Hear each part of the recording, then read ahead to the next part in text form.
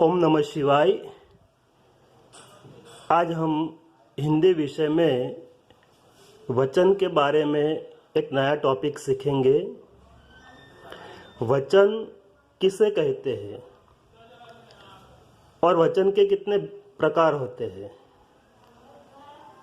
तो यह टॉपिक छठी कक्षा से लेकर 12वीं कक्षा तक परीक्षा में पूछा जाता है। इसलिए यदि हम ध्यान से इनको पढ़े तो हमें आगे जाके बहुत उपयोगी होगा। तो हम आगे चलते हैं। वचन किसे कहते हैं?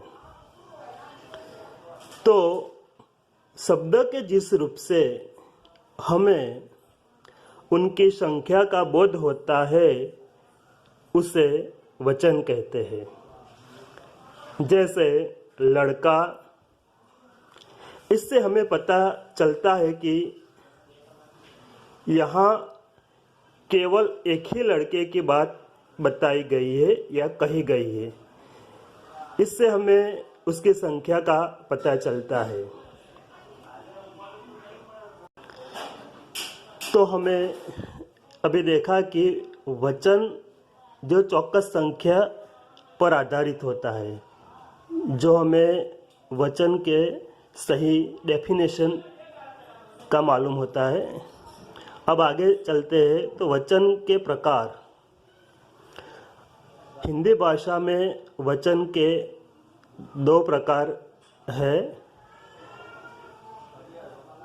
और संस्कृत भाषा में वचन के 3 प्रकार है। यह जानना हमारे लिए ज़रूरी है। लेकिन हम यहाँ हिंदी का और हिंदी में वचन की बात कर रहे हैं। हिंदी में वचन के 2 प्रकार होते हैं, एक वचन और दूसरा बहुवचन। तो सबसे पहले हम एक वचन किसे कहते हैं उसकी डेफिनेशन देखेंगे और एग्जाम्पल भी देखेंगे ताकि हमको अच्छी तरह से समझ में आए। एक वचन शब्द के जिस रूप से हमें एक ही व्यक्ति या वस्तु का बोध होता है उसे हम एक वचन कहते हैं। जैसे कि नदी, घोड़ा, लड़का। इस एग्जाम्पल से हमें पता चलता है कि यहाँ एक ही नदी की बात की गई है, एक ही घोड़े की बात की गई है और एक ही लड़का की बात की गई है। इससे हमें पता चलता है कि यहाँ एक ही चीज या एक ही वस्तु के स्टॉक। अब दूसरा प्रकार बहुवचन। शब्द के जिस रूप से हमें एक से अधिक वस्तु या व्यक्ति का बोध होता है उसे हम बहुवचन कहते हैं। जैसे नदियाँ, घोड़े और लड़के। हमने एक वचन में देखा था तो नदी, केवल एक ही नदी की बात की गई थी और यहाँ एक नदी का बहुवचन नदियाँ होता है, यानी एक से अधिक नदी की बात की गई है। वैसे घोड़े, लड़के वह बहुवचन के एग्जाम्पल है जो हमें एक से अधिक